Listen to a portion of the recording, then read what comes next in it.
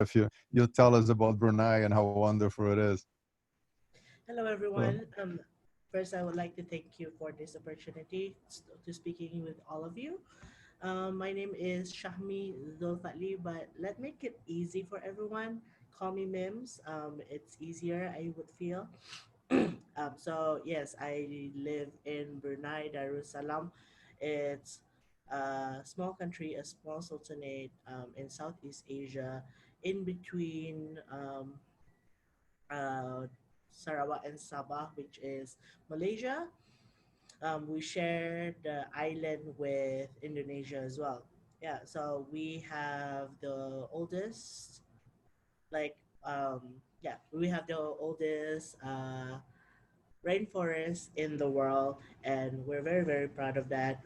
Especially Brunei, we actually preserve our forest. For about 55% of our forest is preserved, and no illegal logging is done here. And if there is bigger fines for that. Right. I think let's get to I'll just talk to you guys about who I am, really. So I'm actually 25 years old in a week time. So my birthday is next week, and I'm a certified tourist guide in Brunei Darussalam. I also do branding, graphic designing, and marketing here in Brunei. That's my professional line of work, as well as hospitality. So yes, I like to call myself a multi-disciplined youth. So my passion here is actually to support the local community. Yeah? And also in Brunei, we have this thing called Brunei Vision 2035. Basically trying, basically a local context of the SDGs, basically. And this leads me to a lot of being a part of a lot of organizations, such as I'm a mentor on Young Professional Network in Brunei Darussalam, and then I'm also the president of Cafe Hoppers Begawan. So basically, what we do is we talk about social issues regarding the youth in Brunei, contemporary issues, and up to date. For 3 years that we are in operations, we have raised up about 55 issues already in Brunei. And of course, right now I am the vice curator of the Global Shapers Bandar Seri Begawan Hub. So my story towards becoming wiser really started off when I was lost, basically. When in high school, I went through the STEM education, and it wasn't something that I was interested in fully, right? So I started to ask myself, is this all there is for to life, right? And this is when I started to become more rebellious, or you would say, in other countries people call it creative, but here in Brunei, because we live in a um, very traditional, very yeah, very traditional community, they see it as being rebellious. So I live more creatively.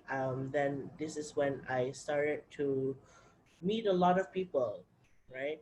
Meeting a lot of people really helped me with becoming wiser because of those knowledge transfer. Because no matter how much you talk with your peers, or there is only a certain type of knowledge that is being transferred. But my experience was that going out of my age group, so talking to people, so back then when I was in high school, that was probably when I was 16. So talking to other age groups, meaning going to talk to people who are 25 and above, 35 and above, 45 and above, and 65, and so on. Yeah, and that really helped me in understanding the world much better. Not in a way like I do understand the world now, because nobody, I mean, at that time I was only understanding this, you know, or only, soaking up so much information, um, that, and I didn't really have the, listening skills that I have now, or the, the skills that I have acquired throughout the years. So talking to them lead me to different opportunities and trying new things, right? So I didn't really put it in my LinkedIn, but my working history is quite extensive. I used to be a barista at Starbucks, and then I moved on to productions, and then journaling, and doing, working in marketing and graphic designing, um, and event branding, and so much more actually. But because of me trying and going to these opportunities, it led me to understanding myself better, um, because then I know what I like in the profession or the career that I wanted to go through, and understanding what I want to do with my life.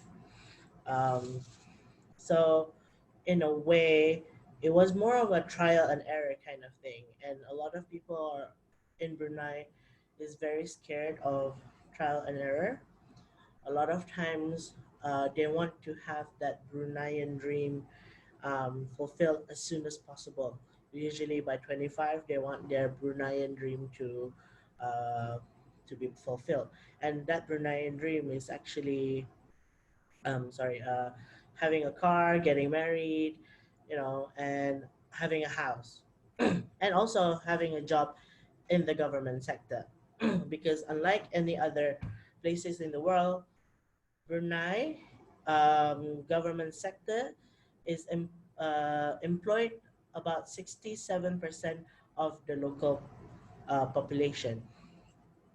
So it's a huge government, um, because they all in Brunei, education is provided by the government, and healthcare is also provided by the government, um, and to a point that the teachers are called government officials, as well as the doctors that we have in the hospital, right? And so when I be, when I was, you know um, sifting through these opportunities, there was this one point in my life. I think that was in my 20s, uh, where there were so many opportunities that, and I wanted to try them all. I had to say, I really had to like take a step back and figure out what was my value, what did I want to do for myself, and things like that. And with all this plethora of um, choices of things to do, one thing really struck me, which was going into volunteering, as well as knowing to, supporting Brunei in a way I could do. And from here, from the list that I was trying saying, I've acquired several skills that help me to push towards that goal, right? And that's, branding, and journaling, and basically storytelling as well. Telling stories in a way that I could do it as a Bruneian, as with Bruneian values, with our Malay Islamic monarchy um, philosophy that that we practice in Brunei. So this kind of snowballed, and it turned. This is when I was introduced to tourist guiding, and a lot of times we know a bit of our history, but not as intimately as how a tourist guide would know the history of the what do you call this, of the country that you're living in. And for me, it really opened up my eyes and appreciated Brunei in a way that um, I didn't before. Um, like knowing all these cultures and informations about the forest, and going through all this monarchy that we have a long line of monarchy. We have 29 sultan at the moment, and our history goes back up until up the sultanate goes beyond 1300s basically. And to share this with people was amazing, because then they would ask more questions, and some questions are not even that I prepared for, right? And because of tourist guiding, I've met a lot of other peoples from all around the world, um, from the United States, from Kazakhstan, from Japan, from Bangkok, from all these places all around the world. Um, I have a list of how many nationalities I've done, but I didn't bring it today. So with this, a lot of them have interesting what do you call this, ideas, and an interesting perspective, and I don't take all of them as part of my way of thinking. Um, I skim through and I take what I feel is best representative of me, right? And along the way, I met a lot of friends, and they really have taught me a lot of things, right? And these things could could be emotional intelligence, creative thinking, how to properly uh, network and things like that. And you wouldn't think that this is something that comes with your work, because people might think being a tourist guide is just relaying information and trying to get tips from your tourists. But in reality, it's not. In my case, it was more of a transferring of knowledge. My knowledge is being transferred to them, and their knowledge is being transferred to me. And I love that whole energy and that whole ecosystem that we built uh, through tourist guiding. And this is how I believe that I have a wider perspective of the world now. I know that you know there are some things that I might not appreciate, but in other countries, in as local who lives in that country, see it differently. Yeah. Other than that, most of the time now I really focus myself in workshop, in going to workshop and creating workshop for other people. Whatever I've learned from other people, I would try to do it within my communities that may be global shapers or even other things. uh, right, so in terms of that, I really believe the human connection is important as a person who wants to be wiser. And also you need to remember that no matter how good you are at what you do, you need to be nice, because I believe that if you're not nice, even if you're amazing at what you're doing, what you do. But if you're not nice, it's really hard to work with. I think that's it from me. If you guys do have any questions for me, I opening the floor for you guys.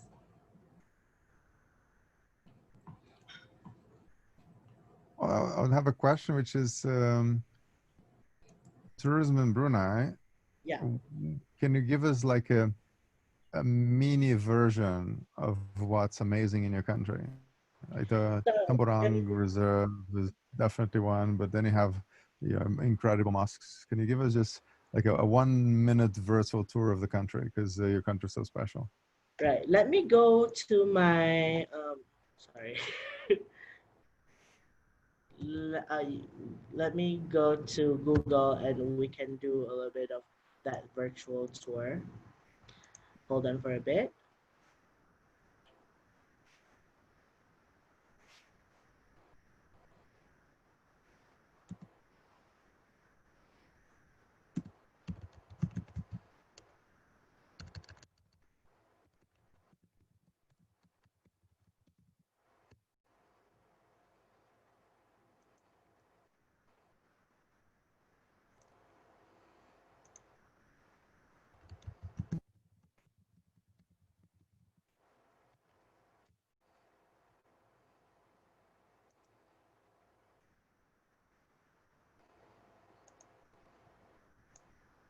I'm going to share my screen.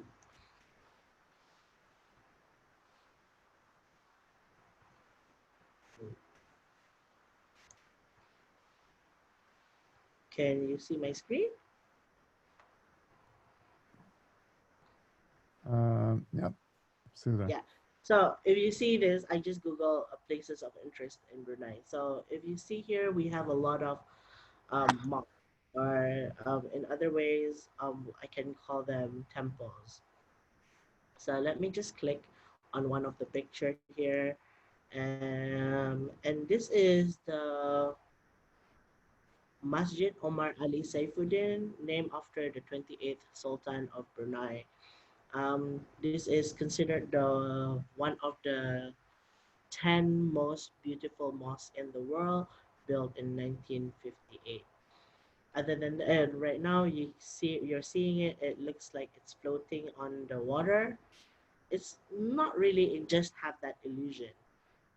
And what's interesting about this one is that the golden dome that is there is actually made of 24, 24 karat gold. Then I can move on to this mosque, if you can see it. So this is Masjid Jami Asri Hassanil Bolkiah Mosque. This is the name after the 29th Sultan. This is the largest mosque that we have in Brunei. They can accommodate up to 8,000 worshippers at a time. And the golden dome that you see there is made of 22 karat gold. Uh, yeah, 22 karat gold.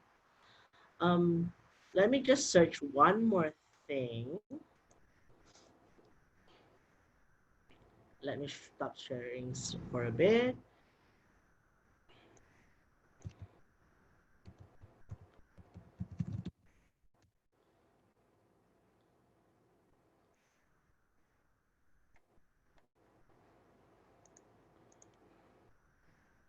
Right. And here we have Campo Ire, which is water village.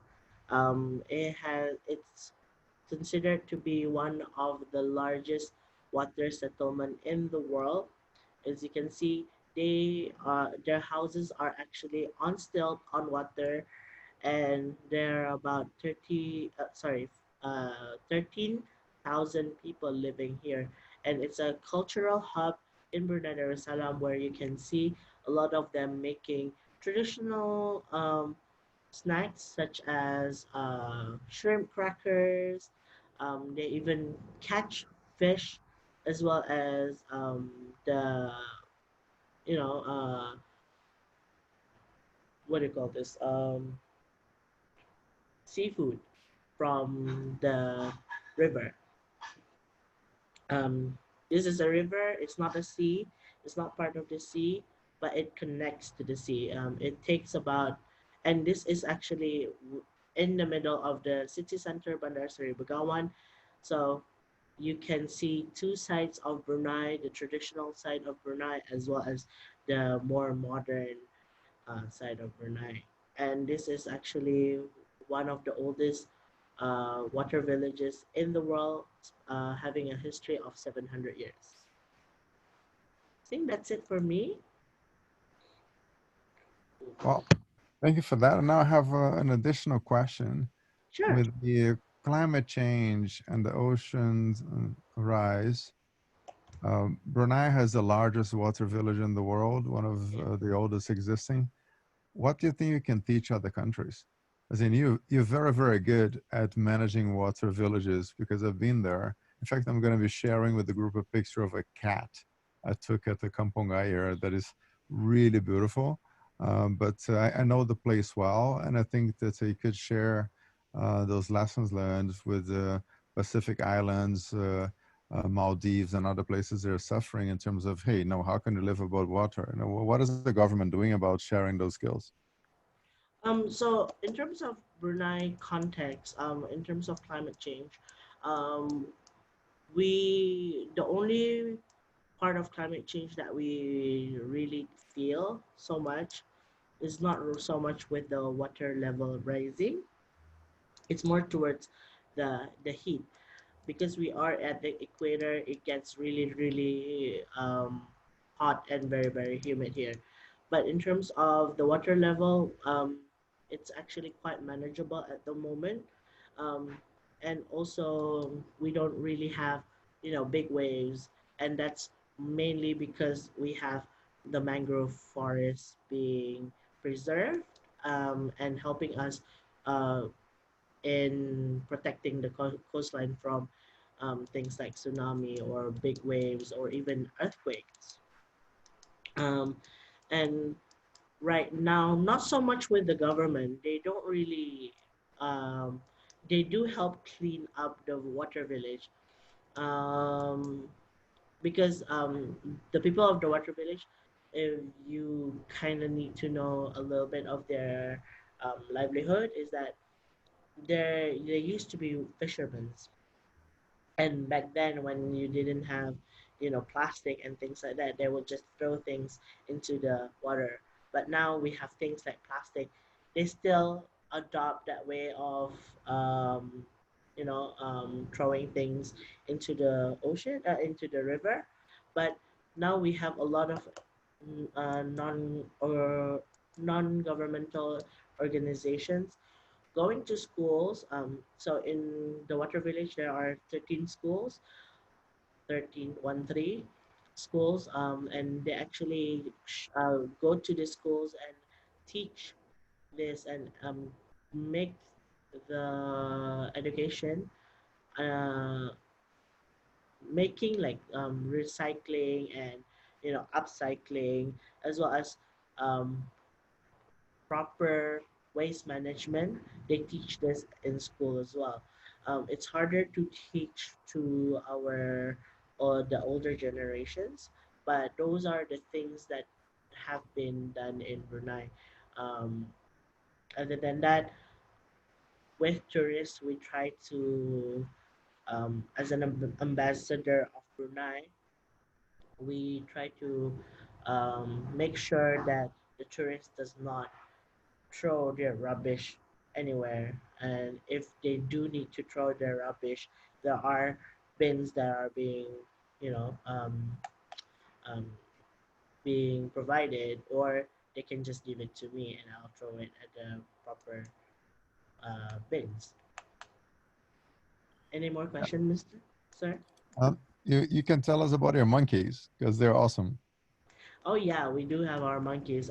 So our proboscis monkeys. So I think the proboscis monkey is, sorry. Let me just search for the photo.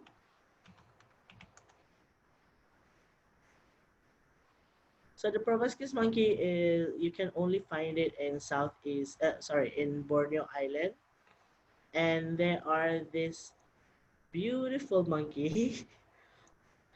If you want to see it, I'll share the screen now. So if you see the screen, you'll see this beautiful monkey with huge nose. They are very interesting because they live in the mangrove areas that we have in Brunei. And with this, you will see them, eating maybe around um, for late evening, basically. You'll see them eating, the leaves and playing around with their, I guess, their kids. So the proboscis monkey actually live in a harem. So there's only one male government governing like probably about 10 to 30 females around the group. And for the males, they actually would fight for dominance when they come into age. And Um, usually, it's either the bigger the nose, the more dominant they are, or they would have a fight by slapping their noses.